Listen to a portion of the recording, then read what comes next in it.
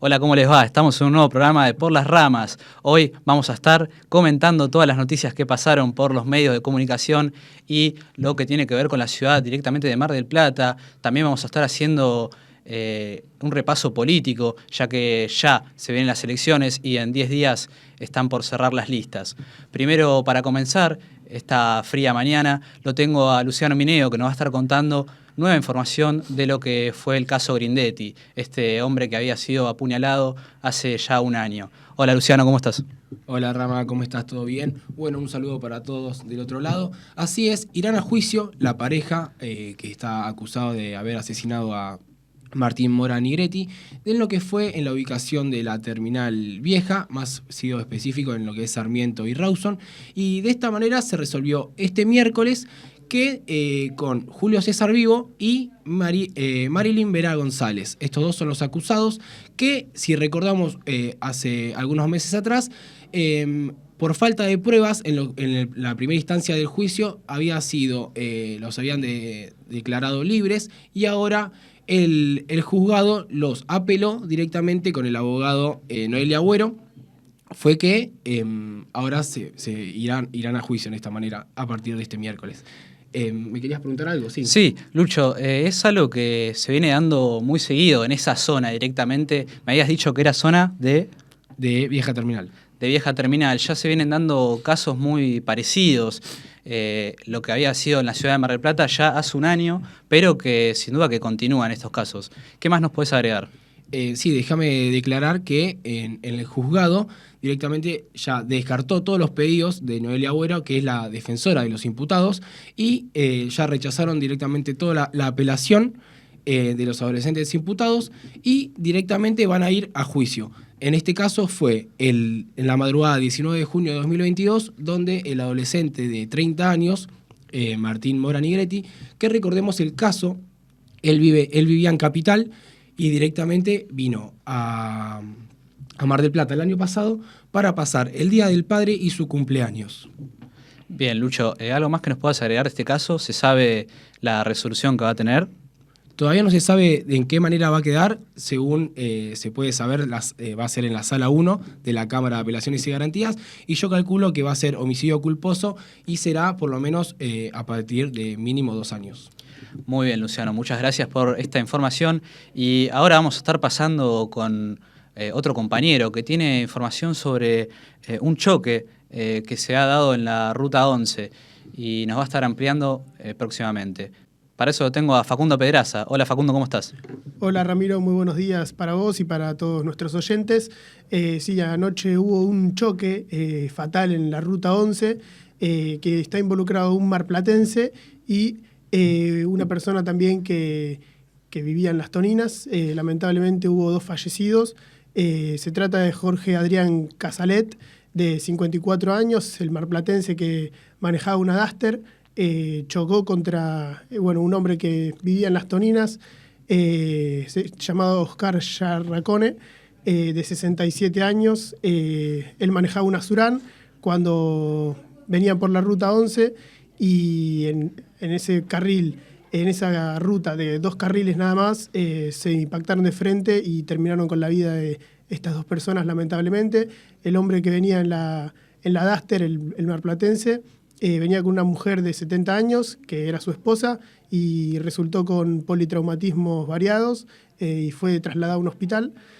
El hecho ocurrió cerca de las 20 horas, ubicado muy cerca del canal que divide Villa Gesell con Mar Chiquita, y lamentablemente ha ocurrido este suceso que ha terminado con la vida de estas 2 personas. Muy bien, ¿se sabe alguna información importante sobre estas 2 personas que tuvieron protagonismo en el accidente? La mujer, por ahora no hay información, estaba en el hospital internada y por ahora no se sabe mucho más. El hombre iba solo, el de Las Toninas, y lamentablemente otro choque en una ruta y que terminó con 2 personas fallecidas. Muy bien, Facundo, ¿algo más que nos quieras agregar? No, nada más. Muy bien. Luego vamos a venir con más información sobre lo que tiene que ver con la política y tenemos a un invitado que nos va a estar contando un poco de lo que se vive en ese ámbito.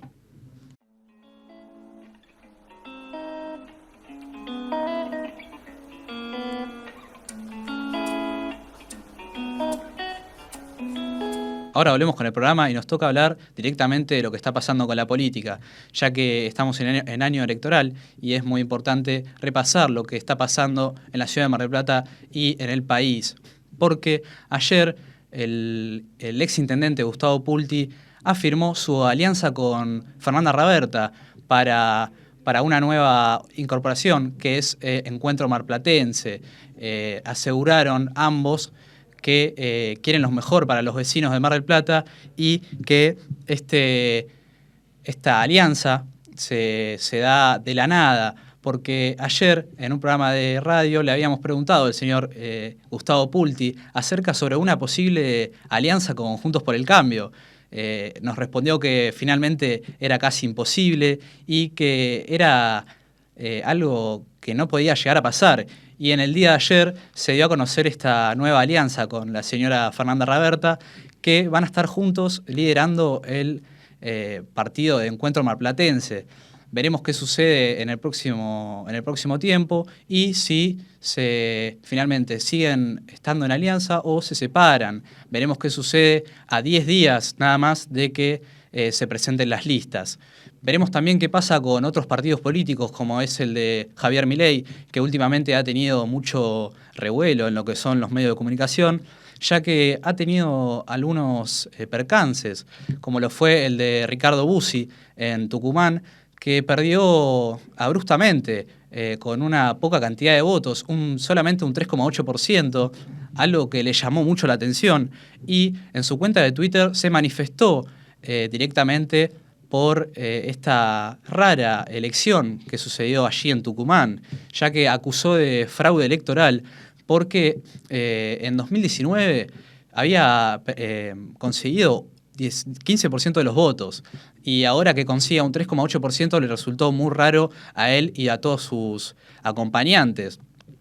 Milei había apostado por Ricardo Bussi y sin dudas que ahora parece que ha sido una mala elección del candidato para Tucumán y veremos qué sucede porque ya se está manifestando a Milei como un fracaso allí en una de las provincias.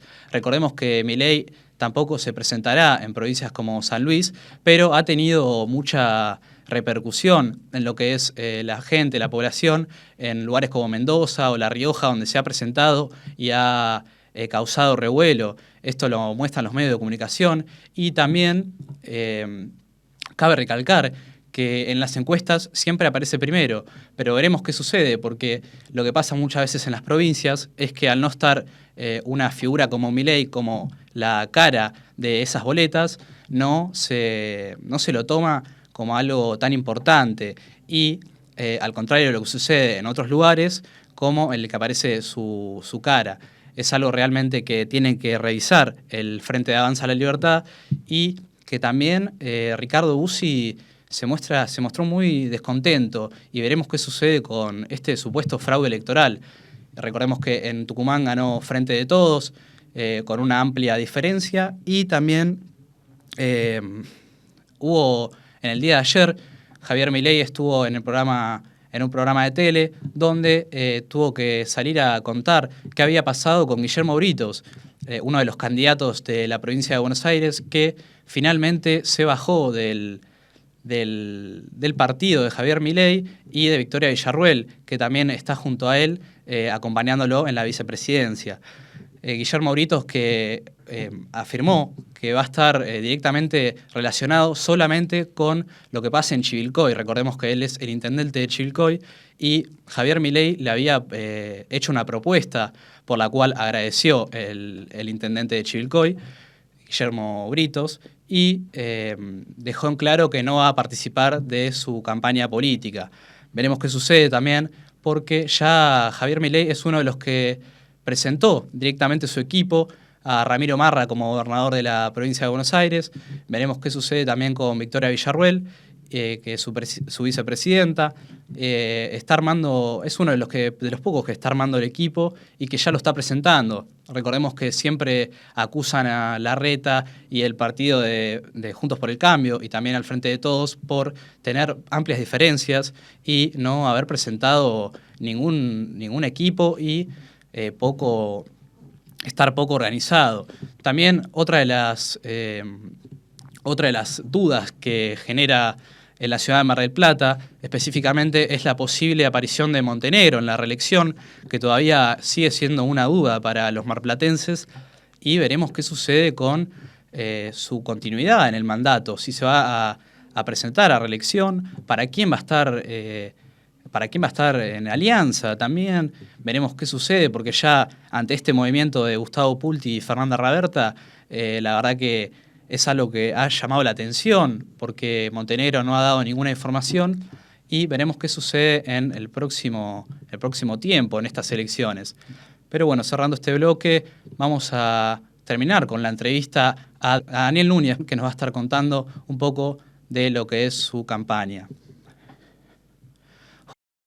Hola Ramiro, ¿cómo andás? Estamos acá con Daniel Núñez, concejal de Juntos por el Cambio, aquí Por las Ramas. Hola Daniel, ¿cómo estás? Hola, ¿cómo estás? Muy bien. Se vienen las elecciones, lo primero que te quería consultar es por eso y cómo ves a tu partido de cara a las próximas elecciones.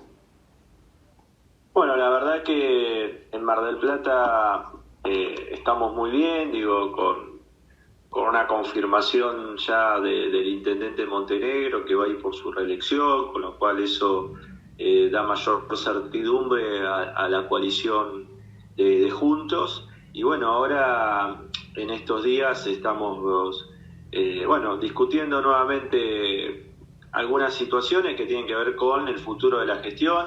Sí. Eso es lo que nos preocupa y en eso nos encontramos, confiando de que es en definitiva el Montenegro quien debe continuar. En eso no tenemos ningún tipo de duda. Que quedan cosas por hacer, que el camino está empezándose a caminar, que tuvimos 2 años de pandemia, con una inflación muy, muy alta, lo cual dificultó muchas cosas de gestión, pero aún así me parece que se generaron los cimientos para una continuidad de 4 años más, ¿no? Sí, nombraste recién que faltan cosas por hacer. ¿Vos qué crees que es lo que falta por hacer todavía en la ciudad? Mar del Plata siempre tiene cosas por hacer, claramente, nosotros en esto lo ha planteado muy claramente Montenegro, es una ciudad que continuamente pone trabas o ponía trabas a determinadas situaciones que tienen que ver con nuevas inversiones, con nuevas ideas, y en eso desde la Intendencia, ya sea con facilitar todo lo que tiene que ver con habilitaciones, con promover la construcción. Hoy la ciudad es la ciudad con mayor cantidad de metros cuadrados de construcción de obra privada, en la Argentina, sí. Con pleno empleo en el ámbito de la construcción, con lo que eso derrama a otro tipo de ¿cómo es que se llama?, de gremios, con un futuro que tiene que ver con la exploración offshore, que eso va a repercutir claramente en la actividad económica de la ciudad. En ese sentido me parece que los próximos 4 años tienen que ver con 4 años de crecimiento y obviamente con ordenar cuestiones que tienen que ver con el transporte, con la seguridad, cuestiones que muchas veces son responsabilidad del Ejecutivo y también en otras compartimos responsabilidades con provincia y con nación, ¿no? Sí, yo te quería consultar, los chicos también me preguntaron que te consulte, ¿qué haces vos en el día a día como concejal? ¿Cuál es tu trabajo específicamente en el día a día, más que nada? Bueno, yo presido una comisión, que es la Comisión de Legislación, pero además integro otras 7 comisiones de trabajo en el Consejo Deliberante, como para que tengan una idea de cómo es la labor de los concejales en el Consejo. Hay una sesión ordinaria habitualmente cada 15 días, los días jueves, pero en el medio, entre cada sesión y cada sesión, hay trabajos en comisiones. Cada comisión trabaja una temática que tiene que ver con el expediente. Un expediente pasa por varias comisiones. Un tema de una construcción de un edificio va a pasar seguramente por la Comisión de Obras y también por la Comisión de Legislación. Cuestiones que tienen que ver con escuelas, con unidades turísticas fiscales, es decir, los balnearios, pasan por diferentes comisiones: turismo, obras, legislación, hacienda. básicamente mi tarea diaria tiene que ver con la integración y el trabajo en esas comisiones, en cada uno de los expedientes, además de presidir, creo yo, una de las comisiones más importantes, que es la de legislación. Y digo que es importante porque, en definitiva, casi todos los expedientes del Consejo Deliberante pasan por esa comisión. Claro. Bueno, ahora te quería consultar, ¿qué proyectos estás tratando vos ahora actualmente? ¿En qué estás enfocado? Bueno, mi enfoque principal tiene que ver con materia que hace al área de niñez, al ambiente, a cuestiones que tienen que ver con producción, con empleo. Creo que son las temáticas donde más he realizado proyectos de ordenanzas. El último que he presentado tiene que ver con un régimen de promoción de las adopciones. Sí. Entonces viene siempre por ahí mi trabajo legislativo. Claro, ahora ¿cómo se encuentra ese proyecto de las adaptaciones? Lo de adopciones recién está presentado, va a tener un primer tratamiento seguramente en la Comisión de Salud y Calidad de Vida, y a partir de ahí seguramente se pedirán informes a las áreas respectivas para ver si están en condiciones de llevar a cabo un proyecto de esta naturaleza, y bueno, y eso es el trabajo que después se va haciendo en cada comisión, ¿no? Que se va mejorando una idea original que tiene cada uno de los concejales. Claro. Bueno, vos habías propuesto lo de las habilitaciones para las tiendas de Grow Shop. Te quería preguntar cómo es más o menos, que me expliques vos lo que estabas tratando de impulsar, que trataba un poco sobre más que nada los negocios para que tengan sus habilitaciones, y en qué estado se encuentra también ahora ese proyecto. Bueno, ese expediente está ya con pedidos de informe, es un expediente que tiene que ver con generar una modificación a lo que es el Código de Ordenamiento Territorial. El código, en definitiva, lo que establece, entre otras cosas, tiene que ver con qué tipo de comercio se pueden habilitar o cuáles no. Entonces, veíamos que los grow shop no están habilitados en la ciudad, tienen otro tipo de habilitación, no una habilitación específica, y de esta manera nosotros, con este proyecto de ordenanza, lo que vamos a hacer es que todos los grow shops que están en nuestra ciudad y que están en condiciones de poder abrir sus puertas, lo puedan hacer con la habilitación específica de la materia. Me parece que esto facilita incluso la inversión o la idea de abrir este tipo de negocios, ¿no? Y en cuanto al cannabis, se podría decir, sea para su uso medicinal o recreativo, ¿vos de qué lado te encontrás? ¿En qué posición te encontrás? ¿Del lado más a favor o en contra? A ver, con lo que tiene que ver con el uso medicinal, se está avanzando hoy por hoy en investigaciones, y me parece que todo lo que está habilitado porque estás inscrito en el ReproCam y demás, eso me parece que está bien. El uso recreativo, yo tengo mis reservas en cómo plantear la cuestión. Creo que claramente no estoy a favor de la penalización del consumo personal, pero bueno, me parece que la sociedad argentina se debe una discusión no solamente con la despenalización, sino con la legalización, ¿no? Que son dos caras, me parece, de la misma moneda, pero estamos hablando de cosas diferentes. Una cosa es que no te metan preso por fumar un porro, y otra cosa es que habiliten la legalización y que eso te permita vender, que sea de venta libre. Me parece que ahí hay una discusión pendiente, no saldada, que hay que darla con mucha responsabilidad, porque en definitiva, me parece que hay otras cuestiones de salud que atraviesan el consumo personal y que no podemos plantearlo a la ligera ni en forma liviana por los trastornos que después eso genera, sobre todo en sociedades, en poblaciones muy vulnerables, donde nosotros estamos viendo que hoy el consumo está haciendo estragos, ¿no? Sí. Bueno, vos después de sacar el proyecto de los grow shops, ¿recibiste amenazas, puede ser? Sí, pero no tiene nada que ver con eso, tiene que ver más que ver con mi actividad política, con mi cargo de presidente del partido, de la Unión Cívica Radical. algunos sectores que no son propios del partido, que han entrado poco por la ventana, como decimos nosotros, y que no saben cómo es la vida democrática interna de nuestro partido. Entiendo yo que bueno, que han incursionado en vías de hecho que las cuales bueno están denunciadas en este momento en la justicia, y esperemos que la justicia llegue a algún tipo de resultado.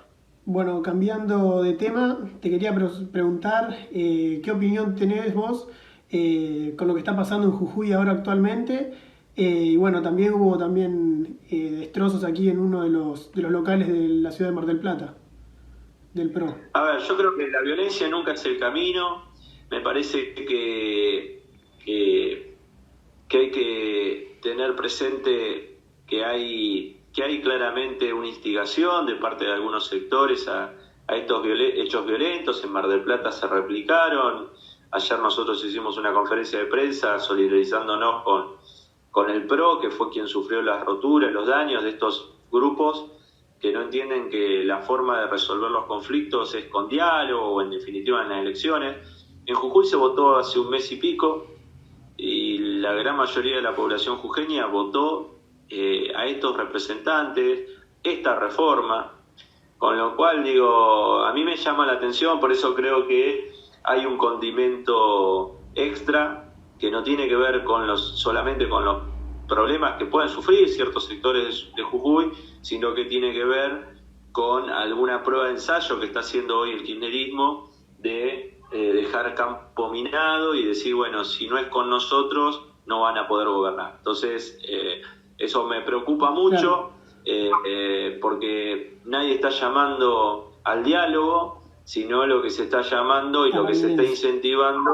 es un dejar hacer, y es una situación muy violenta. Claro, y vos en cuanto a la reforma, ¿qué opinión tenés? Más que nada por ahí lo de los cortes y demás. Desconozco cuál es técnicamente la reforma, la conozco en términos generales. Yo como abogado, en ese sentido, cuando se habla de estas cuestiones, quiero ser preciso, no me gusta opinar por lo que leo en los medios. Claramente el derecho de circular está garantizado en la Constitución Nacional, con lo cual el hecho de cortar una ruta es un tema ilegal. Ahora, si eso va después planteado a una constitución provincial, bueno, es un tema de discusión, pero en definitiva el pueblo es soberano, vota a sus constituyentes, y si los constituyentes desean hacer esto, me parece que nosotros desde otras provincias no tenemos mucho que opinar. Bueno, ya las últimas dos preguntitas. Te quería preguntar, vi ahí por redes que estuviste hablando un poco de Milei, quería saber qué opinás sobre él, que se ha aumentado mucho su figura últimamente. Sí, creo que es una cuestión más mediática o de ciertos nichos de Twitter, porque cuando vamos a desmenuzar lo que está sucediendo en cada una de las elecciones provinciales que se viene dando, Milei no supera el 2, el 3%, con lo cual me parece que es un fenómeno mediático. Claro. Y por otro lado, me parece que Milei, fíjate, no tiene diputados, no tiene senadores, no gobierna ninguna ciudad, ninguna provincia, con lo cual, me parece que es algo alimentado por ciertos medios, sí, que no tiene sustento, y como muchas veces votar a Milei me parece que es un tiro en el pie, ¿viste? Entiendo el enojo de la población y que con la política, y que Milei canalice eso, pero es como en el 2001, cuando votaban, con fetas de fiambre por el enojo con la política, el que se vayan todos, o el voto en blanco, la abstención. No resolvió nada esa actitud de enojo, y más que resolver, me parece que enquistó a determinados sectores que hoy continúan gobernando. Claro. Bueno, lo último, vimos con los chicos que sos hincha de River, y te queríamos preguntar, sí, ¿cómo lo ves al River de Michelis? Lo veo muy bien. La verdad que estábamos tristes cuando anunció Gallardo que se iba, porque era una incertidumbre ver qué era lo que iba a pasar después de él, pero lo veo bien, lo veo afianzado. Obviamente que le falta el roce internacional, que esperemos que ahora en la última fecha contra Alianza Lima se nos terminó, contra Strongers se termine de dar. Y después, bueno, ya sabemos que la segunda fase de Libertadores es un campeonato aparte. Sí. Y veremos. Creo que los planteles argentinos, como están conformados hoy, les cuesta competir contra los brasileros. Esperemos que se pueda reforzar bien como para ser más competitivo. Pero lo veo bien al River de Micheli. Bueno, perfecto. Allí teníamos la palabra de Daniel Núñez, concejal de Juntos por el Cambio. Nos despedimos nosotros de este móvil, Ramiro.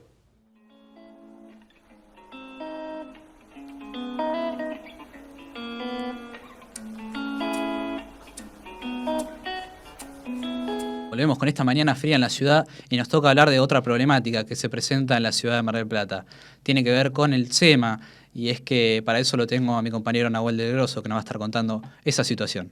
Buen día, Ramiro, y a todos los espectadores de Por las Ramas. Una problemática que se repite y es una constante en los inviernos, ¿no? La falta de gas y los problemas vinculados a este servicio en la República Argentina y precisamente en Mar del Plata. Hablábamos del SEMA, del Centro de Especialidades Médicas Ambulatorias, que viene con esta problemática ya hace varios años, y en estos momentos lo que es la novedad es que desde la oposición se presentó un pedido de informes hacia lo que es la Municipalidad de General Pueyrredón para saber el estado de la problemática, los plazos a tener en cuenta para la solución de la misma, cuál va a ser el proceso de la reparación y cómo se garantiza también la continuidad del servicio, ¿no? Que es lo más importante y lo que puede afectar a los ciudadanos de General Pueyrredón. Bien, Nahuel, ¿a qué más afecta esta problemática? Principalmente es a la atención de las personas que tienen que acudir al establecimiento. ¿Sí? Se habla de una temperatura muy baja y hablando de algo tan importante como es la salud, todo tiene que estar en perfecto estado.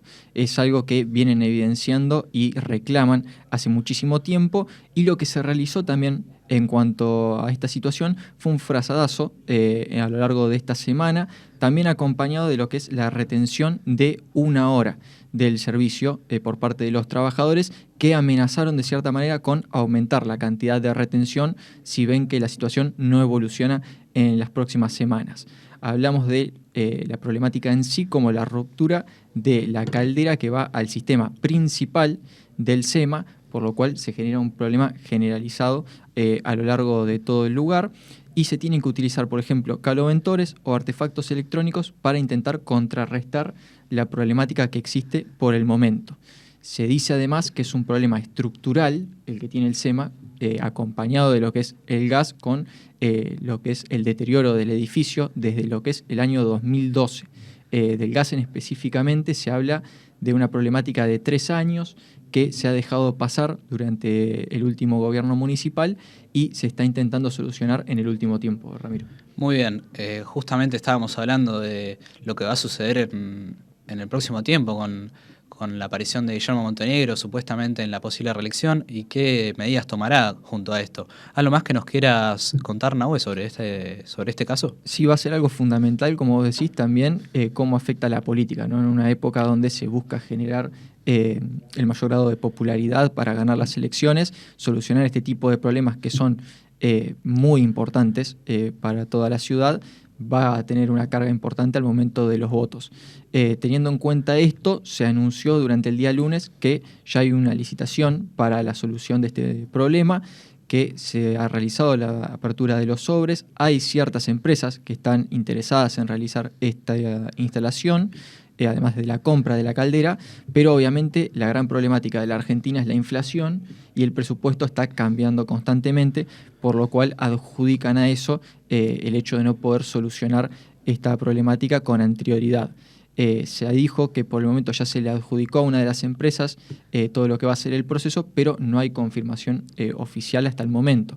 Y le sumamos a esto no solo el problema del SEMA, sino el de la Escuela Técnica número 5. Ah, sí, contame un poco sobre ese caso, Nahue. Sí, porque lo que hicieron es advertir por la posible falta de continuidad en cuanto al servicio, ¿no? O a la educación de los jóvenes que acuden a dicha institución. Se habla del hecho de que Camusi decidió cortar el suministro durante el año pasado y solo se ha concretado una parte de las obras necesarias para restablecer el mismo. decíamos al principio del bloque, ¿no? Una problemática que se genera muchísimo en General Pueyrredón, como en la República Argentina, se notó muchísimo más después del final de la pandemia y el regreso a la presencialidad, con este cierto nivel de precariedad en las instalaciones, y se ha cuestionado, como en el caso del SEMA, la falta de ejecución de las obras y de un plan estructural a llevar adelante en los últimos meses para que en casi pleno invierno continúen estas problemáticas. Muy bien, Nahue, esperemos a ver más noticias sobre lo que va a suceder con el gobierno de turno y las problemáticas, cómo las van a solucionar, cómo las van a afrontar y qué se va a hacer para solucionarlas. Recordemos que en este caso el intendente Guillermo Montenegro tiene que hacerse presente ante esta situación y recordemos que también el problema de la inflación es algo que está afectando no solo a esto, sino que a todo el país y que ya se están tomando medidas, pero no son los números que están cerrando, digamos.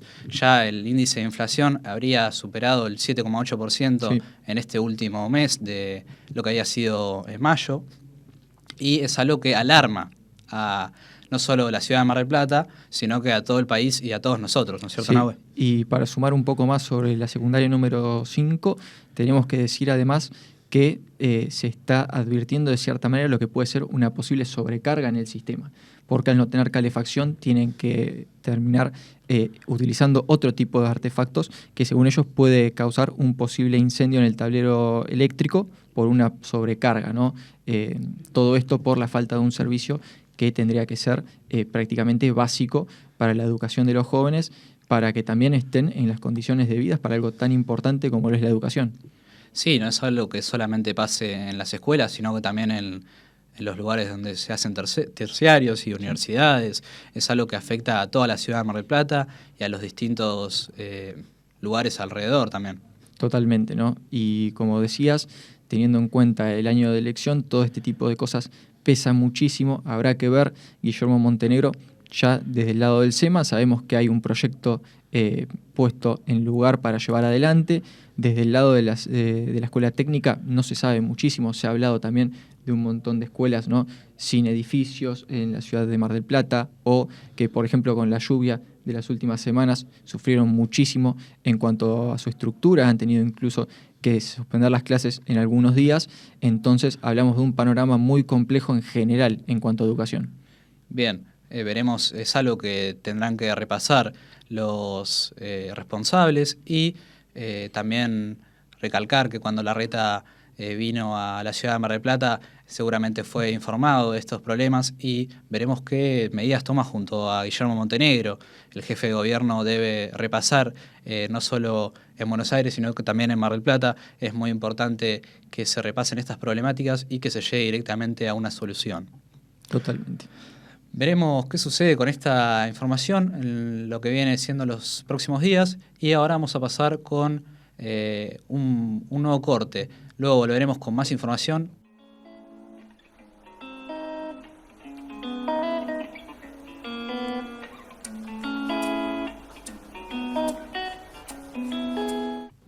Volvemos nuevamente y ahora nos toca hablar de otra problemática que ha tenido la ciudad de Mar del Plata en el último tiempo, que se viene repitiendo muy constantemente, y nos toca hablar nuevamente de crímenes con respecto a los taxis. Para eso tengo nuevamente a Facundo. Sí, así es, Ramiro. En el día de ayer ocurrió una situación en el centro, precisamente en San Martín y San Luis, cuando una mujer se quiso tomar un taxi en una parada y los taxistas que estaban ahí no quisieron llevarla. El motivo es que no pagaba los viajes, según dicen los tacheros. No pagaba los viajes y eso fue una problemática, porque ella se quería ir de esa zona, nadie la quería llevar y ahí en la zona había un par de jóvenes. Respectivamente había 5 jóvenes de 21 y 29 años y 4 menores de entre 14 y 16 años que entre todos ellos atacaron a los taxistas, les pegaron a los vehículos también y escaparon. Luego de esa escapatoria, según los datos que pudieron darle los tacheros, a los taxistas, mejor dicho, a la policía, los pudieron detener en Luro e Irigoyen. Bien, es algo que se repite constantemente en la ciudad de Mar del Plata, como decíamos antes, y que ahora es un nuevo caso de una señora que no... Parece que no Que no pagaba, pagaba los no pagaba viajes. los viajes, así es. Sí, sí, sí. Es algo que suena raro, pero que también se da en situaciones como cuando los ladrones ingresan a los taxis, directamente piden a dónde llevarlos y cuando llegan allí los amenazan. O les cambian el recorrido en la mitad del viaje, esas cosas que suelen hacer y terminan atacando a los taxistas y obviamente que el taxista que está trabajando no solo que pierde esa plata del viaje, sino que pierde nafta, sino que después tiene que salir a trabajar con miedo también. También, y además pierde el tiempo de trabajo, que Sí, es algo obvio. que se han quejado mucho desde de los gremios de taxistas, y que veremos qué sucede, qué otros recursos se toman para solventar esta problemática. Sí, se había hablado en un momento de botones antipánico y demás, pero no sabemos si pueden llegar a funcionar también. También había quejas sobre lo poco eficientes que eran las policías para llegar a los lugares, Sí. para asistir a los taxistas, y también esa problemática con el botón antipánico había sido problema de debate en la ciudad de Mar del Plata. Sí, así es. Por lo menos a estos menores los aprendieron ahí en Luro Irigoyen. Y bueno, ya está a cargo el fiscal Daniel Vicente y Marcelo Urrutia, que es de la parte penal para los menores. Y seguramente los menores sean trasladados a un centro de contención o algún centro parecido así. Muy bien, esperemos que no pase a mayores la situación de salud de este taxista y que no se repita más estas situaciones en la ciudad de Mar del Plata, ya que los taxistas, en este caso los remiseros, también Sí. hay que admitir que las aplicaciones, los que trabajan para aplicaciones como Uber o Cabify, también tienen estos problemas. Sí, obvio, todos se ponen en riesgo, todos se ponen en peligro y se exponen también. Hace poco salió una noticia sobre un streamer, Brunenger, que Sí, así también hace esto de grabarse mientras trabaja de Uber y fue asaltado brutalmente por Sí, mientras estaba en streaming por un hombre que apareció de la nada. dos hombres eran en moto y le rompieron el vidrio y le robaron sus pertenencias. En este caso fue el celular con el que estaba grabando la escena y quedó todo Sí, quedó todo registrado. registrado en su stream. Y es algo que ha llevado al debate en las redes sociales y también en los medios sobre lo que va a suceder con la seguridad de estas personas. Porque ya es algo que queda hasta grabado en cámara. O sea, es algo que no Sí, se obvio. no se puede evitar, digamos, esta situación y que hay que tomar medidas, sin dudas, que lo más rápido posible y que no se repitan nunca más estos, o que se minimicen, porque seguramente que se van a... minimicen porque, a ver, lamentablemente va a seguir habiendo, pero el tema es que en algún momento se tendría que cortar o tendrían que intentar hacer lo posible para que se reduzca el porcentaje de robos y demás. Tal cual, o anticipar estos hechos y que no suceda nunca más en la ciudad de Mar del Plata. Pero tenés otras novedades para contarnos, ¿no, Facundo? Sí, se prendió fue un hotel esta mañana en la calle Gascón, al 1500, Gascón y Sarmiento preferentemente, cerca de la vieja terminal. Fue así. En este hotel, una chica, según se dice, se fue a bañar, dejó su celular cargando arriba de la cama. Cuando sale a bañarse estaba la habitación en llamas y pudo haber sido por un desperfecto eléctrico, que es lo que se está manejando en estos momentos, y por lo menos no hubo heridos en este hotel. Había 20 estudiantes en todo este hotel y se autoevacuaron. Y veremos cómo sigue en las próximas horas de este caso, de este hotel que se prendió fuego en la zona de la Terminal Vieja. Bien, cuando hablamos de incendios, es inevitable pensar en el incendio que había sucedido allí en Bosque Peralta Ramos, Sí. y que justamente no era igual a este, ya que se habían encontrado 3 puntos de inicio de incendio. En este caso, bueno, esta chica que fue la culpable de esta problemática y Sí, casi... sí, todavía no se sabe si fue la culpable porque pudo haber sido culpable el hotel. Todavía no se sabe bien qué es lo que sucedió. Ahora está en este momento trabajando la científica, haciendo las pericias correspondientes y ya en el transcurso del día imagino que ya podremos saber qué es lo que ocurrió en el hotel, que por suerte no hubo ni heridos, ni se propagó el fuego para otras habitaciones o para otras casas y demás, porque eso también es un factor importante. Muy bien, buenas noticias entonces para los vecinos de Mar del Plata y para esta chica. Y con eso vamos a ir cerrando el programa del día de hoy. Muchas gracias a todos por estar escuchándonos. Recuerden que nos pueden seguir en nuestras redes sociales y pueden mirar el programa que está resubido a YouTube en Por las Ramas. Hasta luego y nos vemos en la próxima.